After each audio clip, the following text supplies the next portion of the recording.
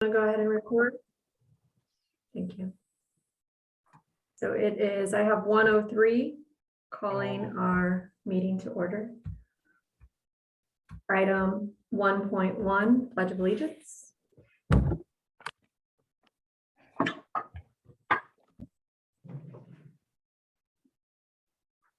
I pledge allegiance to the flag of the United States of America and to the republic for which it stands, one nation, under God, indivisible, with liberty and justice for all.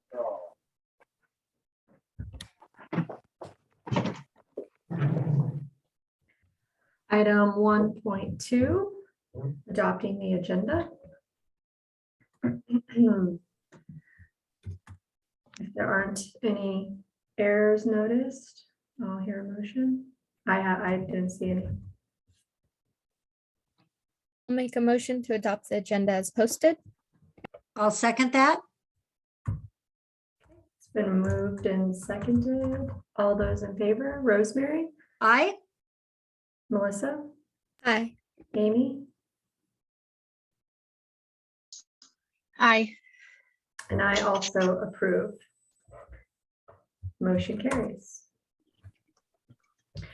Next item, 2.0, which is 2.1, 2.2 is the consent agenda, which contains our regular consideration of the Williams uniform complaint.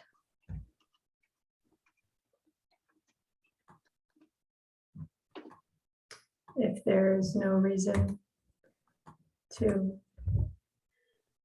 change the consent agenda, I'll hear a motion. I'll make a motion to approve 2.1, consideration of approval of Williams uniform complaint quarterly report for NU Humboldt. We could move to approve the whole thing at once. Isn't that right, Sherry? Or do these need to be? Oh. Yeah, we always do. We adopt the consent agenda as one thing. Right. I will amend what I said to approve 2.1 and 2.2 on the agenda. I'll second. Thank you. It's been moved and seconded. Those in favor, Rosemary, Aye. Melissa, Aye. Amy, Aye. I also approve. Motion carries. Item 3.1, public comment for items that are not on the agenda.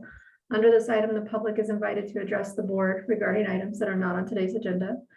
Please keep any comments concise, brief, and limited to 3 minutes. The board is not allowed under law to take action on these matters that are not on the agenda. Should comments from the public pertain to a charge or complaint against an employee of Northern United Humboldt or Northern United Siskiyou Charter Schools, the board encourages the speaker to utilize the school's written complaint procedure to pursue the matter. The public will have an opportunity to comment on all agenda items as those items are heard. Is there any public comment today? Okay. Moving forward to our action items. First one is 4.1, the resolution where we need to proclaim a local emergency. If you recall, we had to do this on Tuesday and in prior months. So we just need to certify that the conditions are still such that we are doing teleconferencing.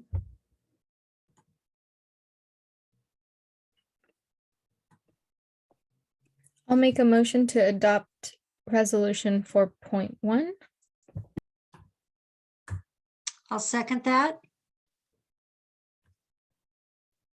It's been moved and seconded. All those in favor, Rosemary, Aye. Melissa, Aye. Amy, Aye. and I also approve. Motion carries.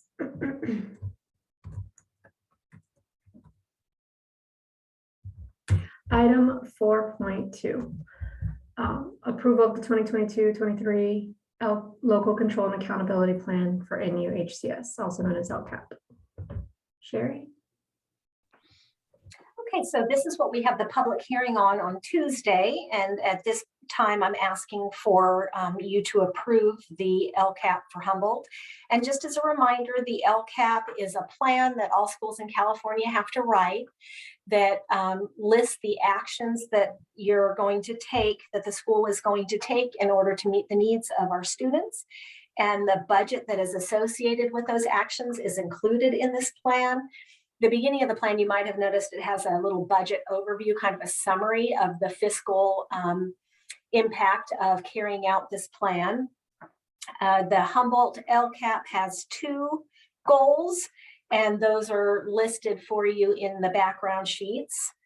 The first one really speaks to improving our academics, the students' academics, success of the students. And then the second one is more about school climate and parent and student engagement.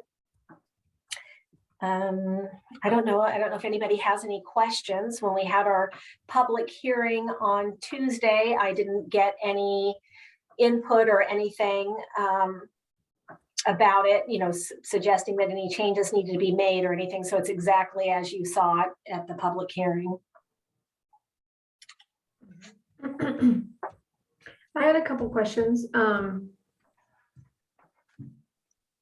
noticed the gap between the actual and the budgeted expenditures for the services for high needs students.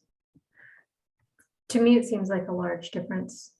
Do you want to tell me like what page number yeah, you're on? That would help. It's page 4. Oh, in the overview? Yep, in the overview. Okay, let me go to it here. Scrolling. Yeah, it's quite long. It's a big packet. Yeah, and it's page 4 of the actual LCAP, not of the whole. Yeah. So we budgeted the amount that budgeted was the $667,942, which is what we were told when we wrote the plan, or maybe I don't know, at some point, that's how much funds we were going to get for supplemental concentration. I don't know if you remember me mentioning that there's a particular group of students that we are to target. It's students who are homeless, foster youth, students who qualify for free or reduced meals, EL students. All of those are the ones considered high needs. And so we are given specific money to target those students. And so we budgeted for that amount of money, which was $667,942, but we actually spent more than that on these students, $847,062. So we spent more than we originally budgeted for. And the biggest reason for that was really because of COVID and learning loss that happened. You may remember that the government, both the state and federal governments, gave schools a lot of additional funds to help students with learning loss and to fill in some of those gaps. And, a lot of those students that are considered high needs are the ones that really kind of suffered the most with the COVID situation. And so those funds, we used a lot of those federal funds and state funds that we received specifically like for COVID, for learning loss, on those high need students. Okay, that answers. Yeah, I was mostly wondering like what the reasoning was for the increase. For spending so much more. Yeah. Mhm. Well, we always spend more. Just so you know, the LCAP is a plan where we're talking about our local control, LCFF, local control funding formula dollars. It's a specific pot of money that we get. We get other pots of money, but this plan only covers one particular pot of money. So we spend more than we budget for in all categories than what's in this plan.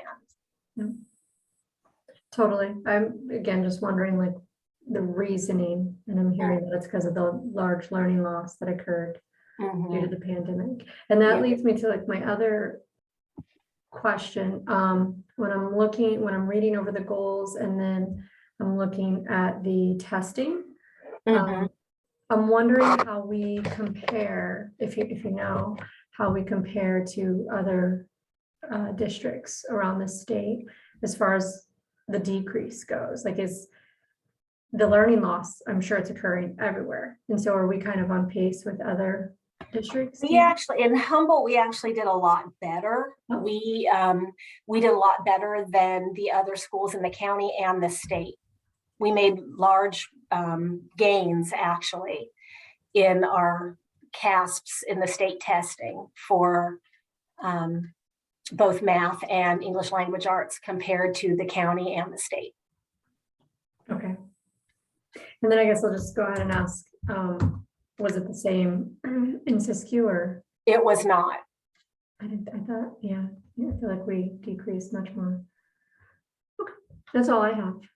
Thank you. I think we can talk about it when we get to Siskiyou, but in Siskiyou, we, well, we'll talk about it when we get there, I guess. We can point that out.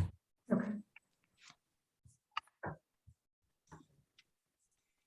Any other questions or comments on the LCAP for NUHCS?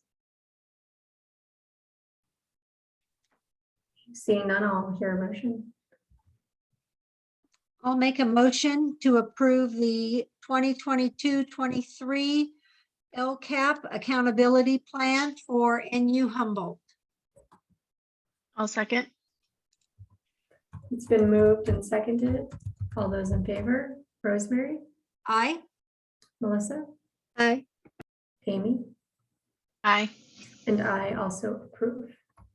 Motion carries. Item 4.3, approval of the 22-23 LCAP for NUSCS. Sherry? Let's see, I'm not muted, am I? Nope. So this is very similar to Siskiyou, to Humboldt, in that this plan is a plan to talk about how we're going to use our local control funding formula funds, and specifically how we're going to target high needs students. The Siskiyou LCAP has three goals, and those are spelled out in your background sheets. Again, it has that budget overview at the beginning for parents, and the plan lists the actions we're going to take to meet the needs of our students, as well as the budget that goes along with those actions. So for Siskiyou, just to kind of continue on with what we were talking about, I think we have in the LCAP, we list what like the statewide average was for, I think we include both 2021 and 21-22. Correct me if I'm wrong, Kirk. I think we included both years. Maybe we took out one. It looks like we had 2021 statewide and countywide in there. And for Siskiyou, our students did not do as well as the rest of the county or the state on our state testing.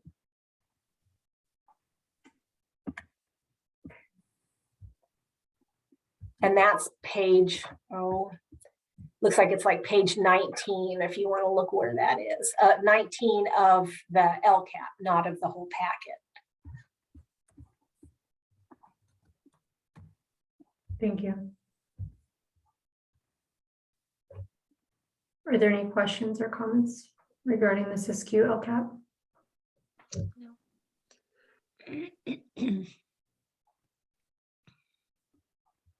Okay, seeing none, I'll hear a motion.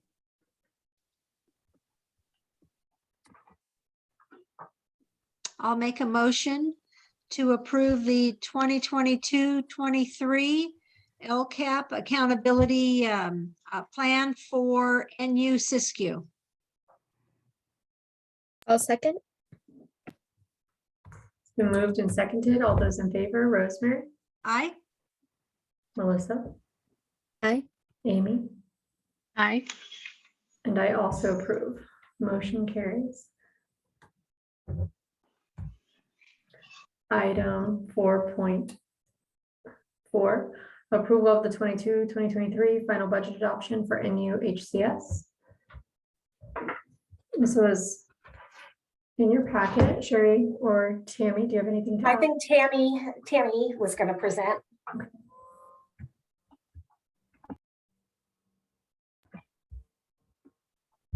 Tammy, we can't hear you. You're not muted, but it's like your mic's not working. You might have to unplug your headphones.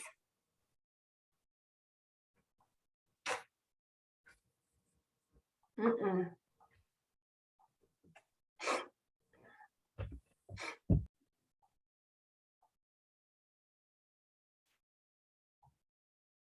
I think we can hear you now. Talk. Maybe she can't hear you. Yeah. Can you hear me, Tammy? Can you hear me?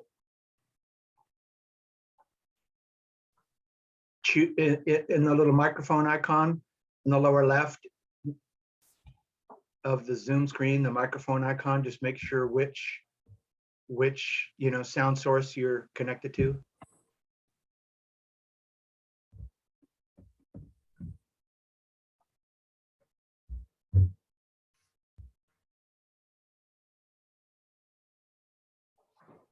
I'll go in there.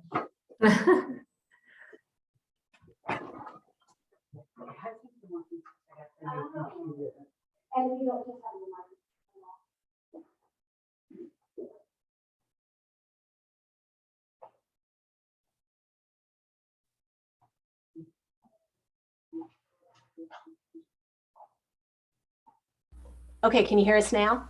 Yeah. So no headphones? Yeah, you just didn't have the microphone on.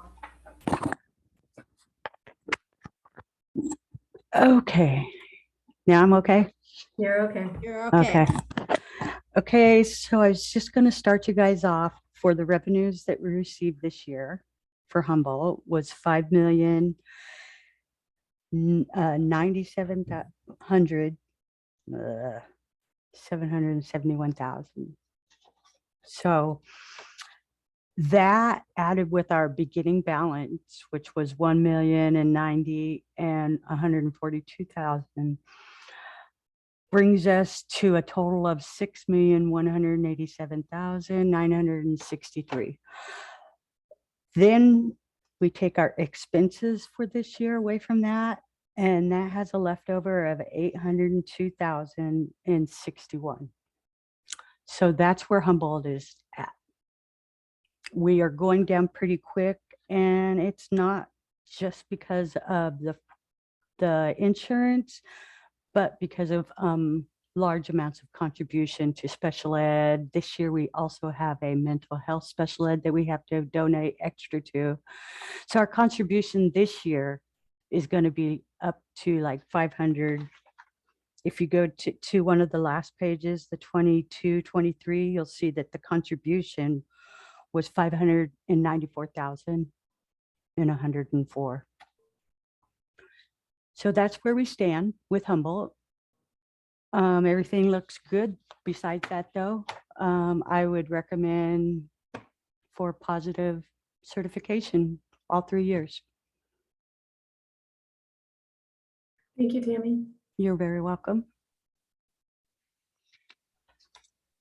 Any questions or comments from the board?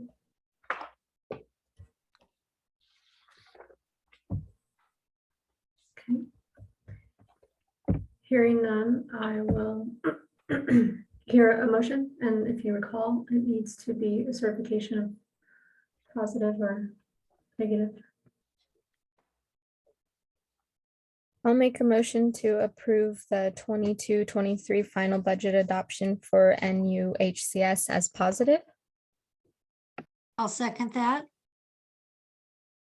It's been moved and seconded. All those in favor, Rosemary, Aye. Melissa, Aye. Amy, Aye. and I also approve. Motion carries as positive. Item 4.5, approval of the 22-23 final budget adoption for NUSCS. Okay. This is the fun one. So revenues for Siskiyou started out at 1 million that we received this year, 1,336,132. Our beginning balance will be 1,194,636. So at that total will be 2,530,768. With Siskiyou, they haven't completely rolled this year yet, so there's still a lot of funds that have not rolled into for the 22-23. So at the 45-day revise, I will come back in, check these revenues, and get back with you guys for a new, just so you guys can see the updated amounts. Because as it stands right now, it looks like we're negative 297,896. But I know that's not true because I work very closely with the Siskiyou people, and they told me for sure that it's just because things have not rolled yet. And I could go through, there's a page in this, in here, I know there's funds in these resources, but right now they're just listed 0. So, the expenses are there with no revenue. Once the revenues come in, it just starts to cover the expenses. Okay. What do you mean by rolled? So, okay, they haven't rolled this fiscal year, which is 21-22 into 22-23. It's a different system, a different county. Most of them wait until tomorrow, 7/1. And so they take the remaining funds that we use this year and they roll it into next year. Okay. And that gives me my beginning funds for each of my resources. And the budget is built on the current, what's currently listed for this year, but there's just still some money that hasn't been, like payroll. leftover money that hasn't been rolled over, or expenses that haven't been rolled over. They're waiting for the expenses to hit finally, because their last day of payroll, I think, happens either today or yesterday. But I don't know when they run those payrolls. It's after June or after July 1st. So it's just coming back, revisiting this once that roll has completely happened.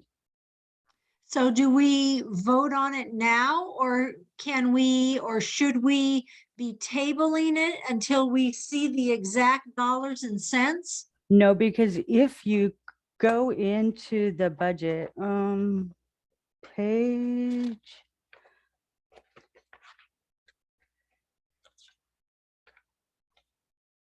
Have we been this far apart in the past at this time?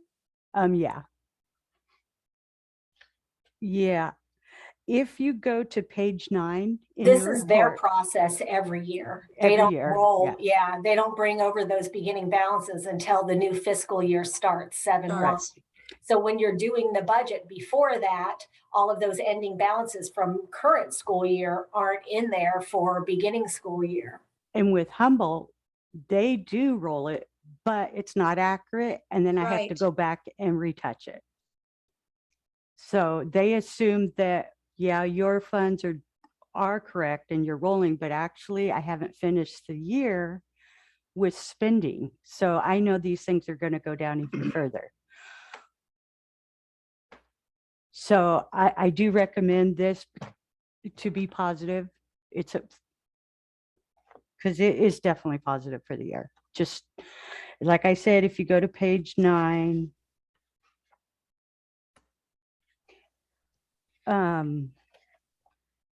you'll see the beginning of the year. You'll see the amount that's coming in.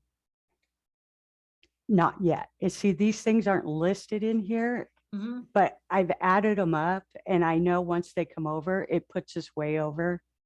And that's why I'm saying, at the 45-day in August, I'll come back and I'll show you guys, this is where we stand. But every budget adoption we do, adopt it positive because, Right. yeah. And that's what I would recommend this time too. Thank you, Tammy.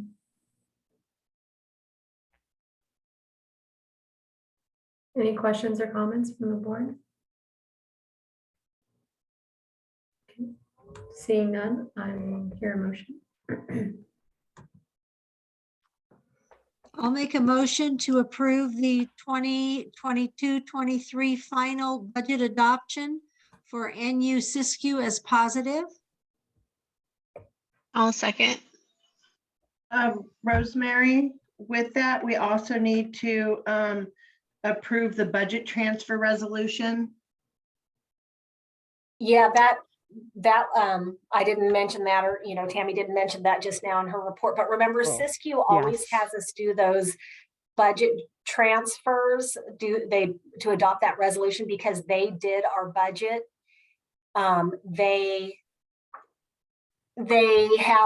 can't move funds in there without our permission. And so remember that budget transfer is giving them permission to do that. And do that's, I emailed that out to you guys when I emailed the SISQ budget. It was, I think, a separate attachment that I emailed out. And they weren't going to do our budget this year, so we wouldn't have had to have done that. But because they did our budget, otherwise it would have been Tammy doing it. And Tammy, maybe you're going to do it anyway. I'm going to do it. And I asked about that and they said that we would still have to take it to the board to get approved. Okay. It's, yeah. So, All right. So we just need to pay attention to who, makes the motion, who does the second, all that stuff, so we can fill out that form for Bianca to sign. Right. So Rosemary, you're the one that made that motion, right? Yes. Would you mind amending your motion to include that budget transfer resolution? Yes. No, yes, I don't mind. I will. I don't mind. I'll make a motion to approve the 22-23 final budget adoption for NUCS as positive, along with the budget transfer resolution. Thank I you, will Rosemary. second that. Perfect. It's been moved and seconded. Those in favor, Rosemary, Aye. Melissa, Aye. Amy, Aye. and I also approve. Motion carries. Item 4.6. Approval of the auditor services for 22-23 school year for NUHCS. This is something we look at every year, sort of, kind of. This is when we select our auditor for next year, and I'm recommending that we go with David L. Mooney again. That's who we've had as our auditing firm for all 4 years of our operation. And I think it was in your packet, so you could see the letter that they submitted. This is an increase over what they've charged before. And that is because of our increase in the federal funds we've received. So there's a law that if you receive over a certain amount of federal funds in one fiscal year, there's additional auditing that has to happen. And I think a lot of schools have been put into that category. We're not normally in that category where we receive up to that level of federal funds, but with all of the COVID funds that we've had in the last couple of years, and will continue to have next year as well, there's a very good chance that we're going to be over that level. And so that's why there's a little bit of an increase. And I don't have it right in front of me, so I might not have the dollar amount right, but I think this time now it's going to be 16,000, where maybe it was 13,000 before. Does that sound 14.5? Yeah, okay, it was 14.5 before, and now it's going to be 16 because they bumped up a little bit of a fee for having to do that additional federal fund accounting that they have to do if we go over that. If we don't go over that federal fund amount in one fiscal year, we won't get charged that. Thank you, Sherry. Yeah. Any questions or concerns from the board? I was wondering, so a lot of the funds came in last year, so did our last year cost more than we had projected as well, or? It didn't, but because if I'm not mistaken, it was like the third year in a 3-year contract. Is that right, Tammy? I believe because if they came in last year or this year, they'll start doing the audit because going over the limit happened this year.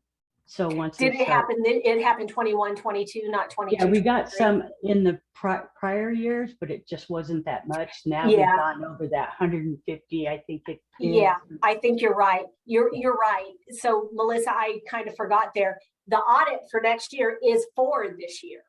Right. You know, they're auditing this last fiscal year. So it was this year that we went over. And so you're right. That is why this year. But so for the previous year, which would have been 2021, it's 21, 22 this year that's ending today that we are, and that's what will be audited next year. Mhm. Good question. Totally makes sense. Any other questions, comments, concerns? None for me. I'll hear a motion. I'll make a motion to approve 4.7.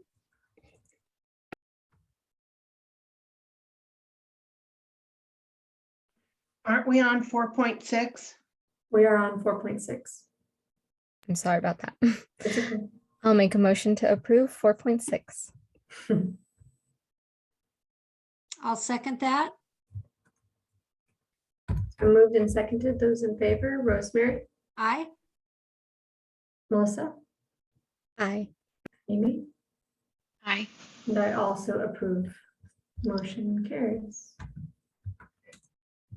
Item 4.7, approval of the auditor services for 22-23 for NUSCS. So for Siskiyou, you see they are just charging the 14.5 because we didn't go over that threshold for federal funds for this year for Siskiyou.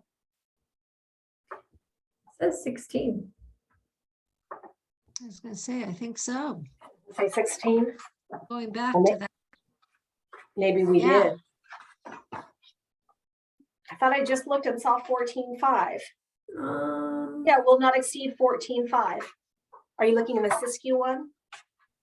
But what I'm looking at is the fiscal implication section of the packet and not actually. Oh, the no, contract. like if you look in, the actual letter from the auditor, it's 14.5. Okay, So that background sheet is just a typo. That should say 14.5, not the 16. got it. The 16 was the Humboldt one. That didn't get changed for Siskiyou in the background sheet. Understood. Any questions, comments, concerns? No.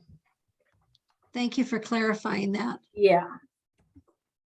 I just corrected it on the Google sheet.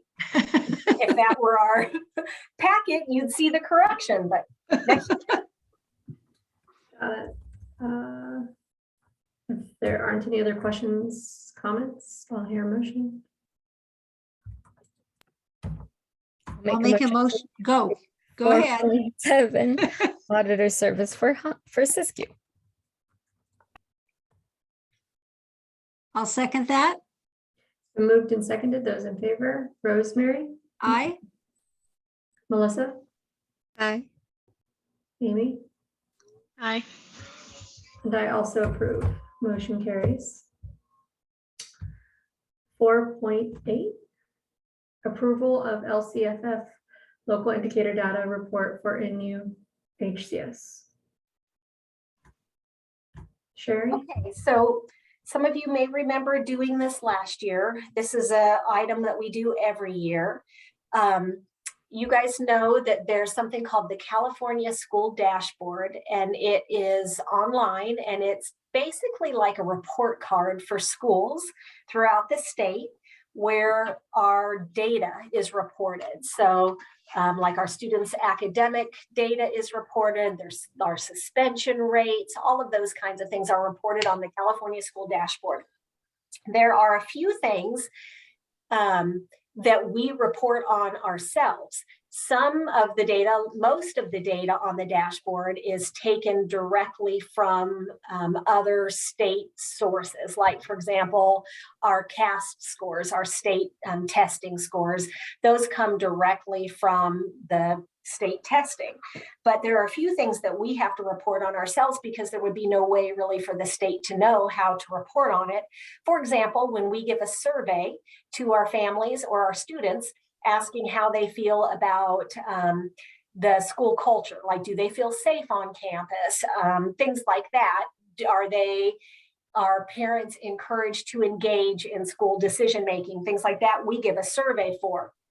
And so that's not information that the state would have access to in any other way than for us to report it.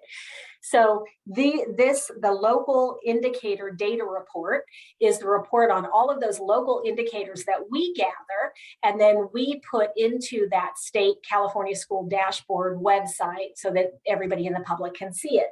Before we post it, we are to bring it to the board, which is what we're doing here. And so you saw the local indicator data in your packet. The first one was all about, it's priority 1, and it's all about kind of the basics.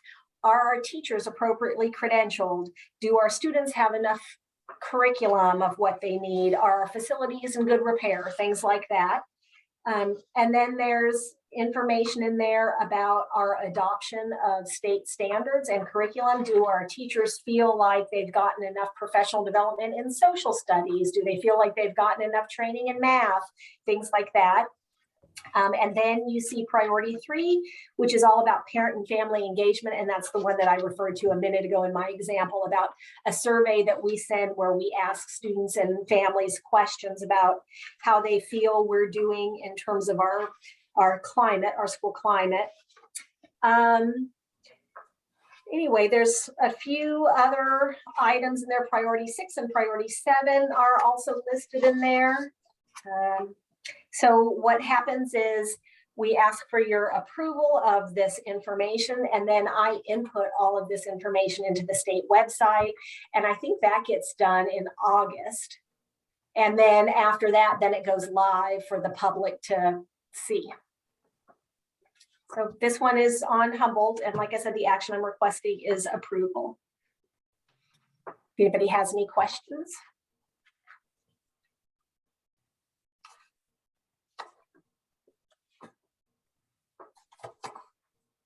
Thank you, Sharon. Seeing none, I'll hear a motion.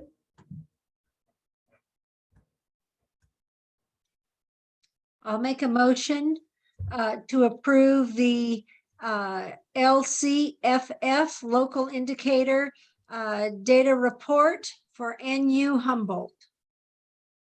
And I'll second. Been moved and seconded. Those in favor, Rosemary, Aye. Melissa, Aye. Amy, Aye. and I also approve. Motion carries. Item 4.9, approval of the LCFF local indicator data report for NUCS. And this is the same background information, just different data. The results that were given of surveys and things like that in Siskiyou, from Siskiyou families and parents rather than the Humboldt, but otherwise it's all the same metrics.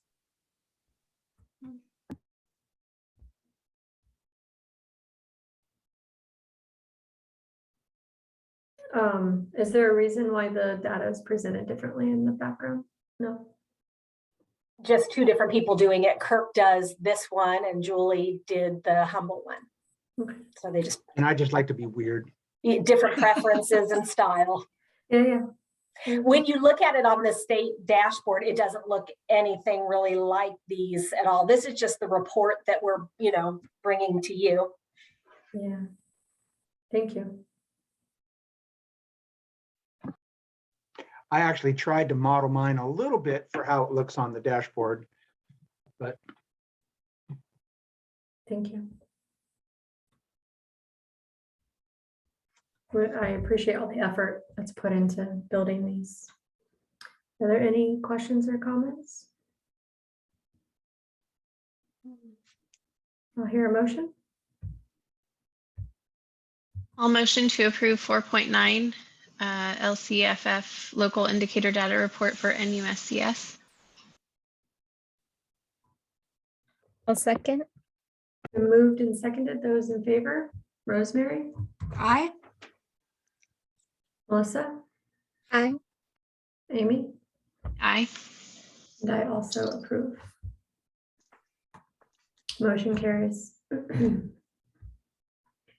Okay, moving on to reports. First is 5.1 transitional kindergarten plan for NUHCS, not Jacoby Creek.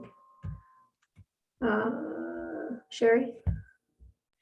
Okay, so in Humboldt, we're receiving 55,451 in grant allocation to expand TK. As we talked about before, the state has voted on expanding transitional kindergarten. And in the background sheet, I put in there the rollout, the like for what age you have to turn 5, what date you have to turn 5 for each of the years up through 2025, 2026, which is when it'll be full implementation. And so to enter TK at that point, you have to have had your 4th birthday by September 1st. So basically the state's just going to where all 4-year-olds will get to enroll in TK. So it's, as you guys know, TK is a whole new grade, a brand new grade level that has been implemented. So as you know, K-12 schools started with kindergarten at age 5. Now we start with TK at age 4. But we have been rolling in that TK and it will be fully implemented, like I said, 2025-26 school year. And so at that time, all 4-year-olds, regardless of when they turn 5 during the year, will be able to start TK as long as they're 4 by September 1st. So that is, we've opted to follow that same plan, that rollout plan as the state prescribed. So what that means is for next school year, anyone who's going to have their 5th birthday between September 2nd and February 2nd will get to enroll in TK. Then the following year, September 2nd to April 2nd, as long as they turn 5 in there, they'll get to enroll in TK. And then 24-25 school year, as long as they turn 5 between September 2nd and June 2nd, they'll get to enroll in TK. Part of the implementation of, in order to receive these funds, these expanding TK funds, is to bring this plan, just give this report to the board. No action is required on your part. It's just information. So you have a lot of information in there. Basically what this report was is the state gave this template where they asked these required questions and they had drop-down menus of choices for answers. So what you're seeing typed in there was actually a drop-down option of how to answer. There were a couple that I had to actually write something, but most of them are just drop-down. Anyway, if anybody has any questions on that. And the Humboldt one and the Siskiyou one are actually the same, except for the dollar amount. Siskiyou is receiving 26,317, where Humboldt's receiving 55,451. And it's just because of more students. Mhm. Have there been any, I think you mentioned when we went over this a couple months ago, but have there been interest or inquiries from families in Humboldt? Oh, Roxy, have you had anybody contact us? I remember one. I think you got a call from one, but maybe you've received more. I don't remember, or I don't know. I'm sorry, for someone For who's TK, has anybody contacted us interested in TK? Yeah, we always get calls for TK. I don't know that I have any right now. I'm like on the, Well, I think you had a call, if I'm remembering right, of somebody asking if we were going to roll it out or do full implementation right away. oh yeah, that's true. No, I haven't had that question again. Yeah. But I have had some that were in the normal TK window. Mhm. Okay.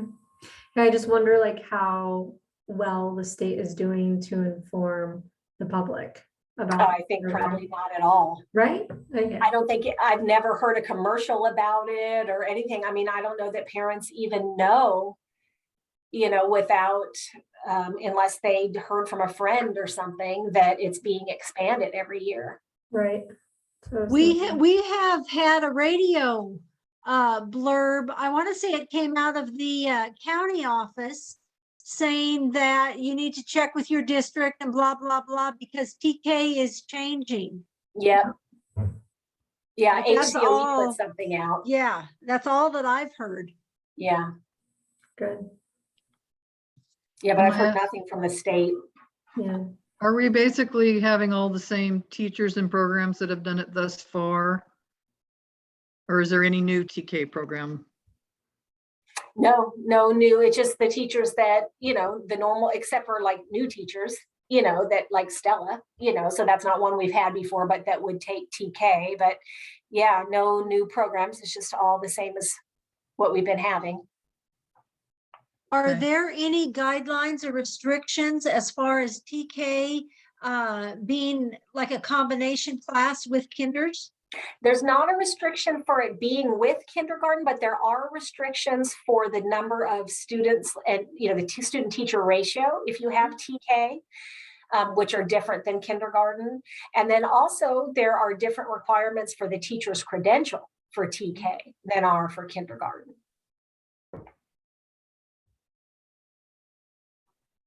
I remember that.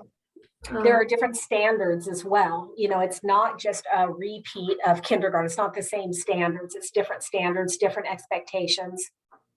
Mhm. I was wondering, did we choose to roll out the ages slowly getting, it looks like younger, obviously, because we're not quite prepared for that young age, or because that's what's going on, right? It's like either full implementation all the way to June 2nd or slowly roll it out over the years. Is that? Well, the slowly rolling it out is what the state recommends, but schools have the option of doing full implementation if they wanted to. And we, it's really a kind of a matter of having, and the reason why the state's rolling it out, and this is what really it comes down to with us, is teachers aren't prepared. Like I said, we just have, we have different requirements for who can teach TK. Like in Siskiyou, well, let me see if I have my notes here. I think at this point in Siskiyou, we have, I don't think we have a single teacher who can teach it, who meets those requirements. For once, those requirements don't come into effect yet, but they will. And so, they get to go into effect not this upcoming school year, but the following school year. So we sent out like a survey to all of our staff asking if there's anybody who's interested in getting the qualification so that we have at least one person, who's qualified to accept TK students. So that's the big reason why they're rolling it out and why we're choosing to do that as well, is having enough staff members who are qualified. The state is coming out with a new teacher credential specifically for that. And they're coming out with an early childhood credential, and they're not ready for that yet either. So right now, the only way that a teacher can be qualified is if they previously taught TK before it's 2015, July 2015, I think it is, something like that, then they're grandfathered in, or if they have a certain number, 24 early childhood education credits, or if they, like in a previous career, taught at a preschool for like a certain number of years, they can get credit that way as well. So anyway, it's going to take a while for this to fully get implemented, on a state level. And it's interesting too, the impact it's going to have on childcare, facilities or preschool facilities, because so if, as a parent, your child, your 4-year-old could go to the public school for free versus having them in a preschool or a daycare where they had to pay, chances are you would choose the free option. So that's going to leave a lot of preschool teachers without a job. Mm. But then the K-12 schools, the public schools, are going to need people who are qualified to teach early childhood. So those daycare facilities have the people who are qualified to teach it, but they don't have teaching credentials. And to work for the school, you have to have not only the early childhood credential, but you also have to have the teaching credential, the early childhood units, but you also have to have the teaching credential. So it's going to take a while for those shifts in fields to happen. And so that's why I think, doing a rollout versus a full implementation, just because there's so much stuff to consider. Additionally, how I said there's certain ratios for TK that it's not the same ratio as for kindergarten. There's also specific guidelines for the classrooms themselves, the physical, classrooms. Most playground equipment on like school campuses are 5 and over. So 4-year-olds aren't allowed to go on them. And then same with the bathrooms, like the toilet heights and the sink heights are all different.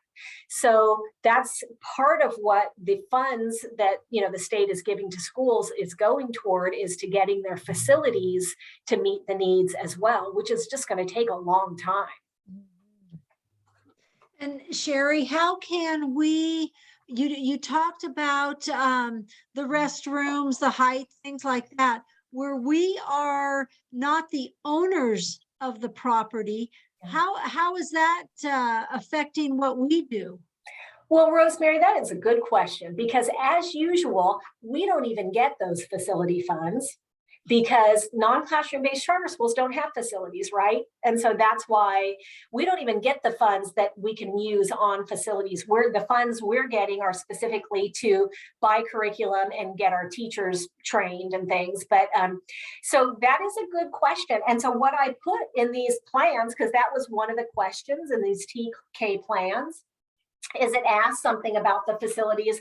And so I just answered the same thing, like, basically that they're saying to us, like, we're a non-classroom based charter school. And so as a result, we don't have to meet those facility requirements or something like that. And that's something I've been working with. We have a liaison with the county offices who is overseeing this whole TK thing. And at this point, that's what she thinks too. We've asked, and she's asked her person, like at the state level, about, okay, they're not getting these facility funds, yet they have facilities. Does this mean they also don't have to meet those facility requirements? And as of right now, nobody knows an answer. But those things will become, hopefully more apparent as we get closer. Mhm. Thanks, Sherry. Are you receiving any interest from teachers to get the credential? Yeah. In Siskiyou, I got, I think, one person emailed back that they were interested. And then on the Humboldt side, I think I had like maybe 5 people or so interested. Okay. Well, ideally, we'd have one person from every site that we would host TK students. Ideally. Yeah, ideally. But it's, I think that the requirement is 1 per school. We have to accept TKers, but we don't have to accept them at every one of our facilities because we're just one school. Yeah. So if there's a parent who wants to enroll with us for TK and they live, like, say, in North County and our teacher is in South County, if they want to be enrolled with us and they want to meet that teacher, they're going to have to either drive there or, make arrangements, to meet that teacher someplace. Yep. Okay. I'd say something. Since it's done, as an independent study model. Thank you. Can I ask you a question? Go ahead. Can I make a comment? I was just thinking that as this gets more developed, whatever schools have the capacity to take the TKers are going to have a little advantage, because taking a child at school entry, they roll through the grades as they matriculate. And if they start somewhere else, of course, we always have people transferring in and out, but the majority are people who start and stay with your school. And if they're starting somewhere else, if they start with you, they're apt to stay with you. So we'll be filling up all our grades with people who started at TK. it seems like it's an advantage we should try to take advantage of. Yeah, I think that that's why we haven't traditionally, I mean, TK's been going on now for quite a few years. Yeah, But I think that's why we don't get very many TKers, because we're independent study. And so if you're a parent who can do independent study, that means probably you're at home. And the only reason you're enrolling your kid in a school that age is so that they can get socialization, or you need childcare. Well, if you're doing the schoolwork yourself as a parent at home, what is the advantage of enrolling them, really? So I think that's kind of why we haven't really had TK, because, parents are doing it themselves anyway. So we yeah, a lot of rarely have times many, it's somebody's, we rarely have TK students, I think, because of that. a lot of times it's somebody's younger sibling. It's true. Like a parent who's already at home. Yep, exactly. But some of our learning centers, like Bryceland, for example, and actually the Cutton Learning Center, are really nice little schools that certain families want to get into. And the sooner the better. Yeah. And maybe And they like have at flexible work Bryceland, schedules. Bryceland has an on-site preschool. So they never really want to take TKers, because they already have a facility there that's offering preschool. And so that becomes the feeder. Those kids that are at the preschool at the same location feed into our school. Yeah.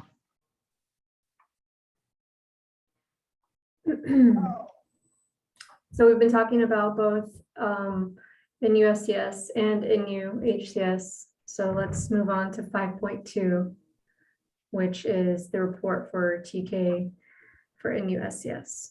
Yeah, and like I said, it's the exact same plan. We're rolling it out just as we are in Humboldt. It's, lesser funds because it's fewer students, but other than that, it's the same state required plan. And again, this is just informational. There's no action that needs to be taken. Any other questions or comments? Next item, 6.1, possible agenda items for our next board meeting. Did we consider, Sherry, did you make any headway on whether we'd hold a meeting in July, special board meeting in July? Yeah, I reached out to Jerry because I wasn't 100% sure what day he was going to be back from Norway. He gets home late July 18th. And he said he would need a couple days to, recover from the 9-hour jet lag. So that means the soonest we could have one would be like July 20th.